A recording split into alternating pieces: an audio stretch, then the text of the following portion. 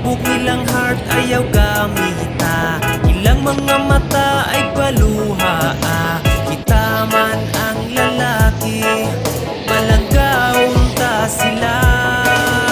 Babae lang sila, di na to pasakitan. Mga babae mahuyang, di na to binuangan. Babae lang sila, angay nga higugmaon, angayan palanggaon, di angay paluhaon.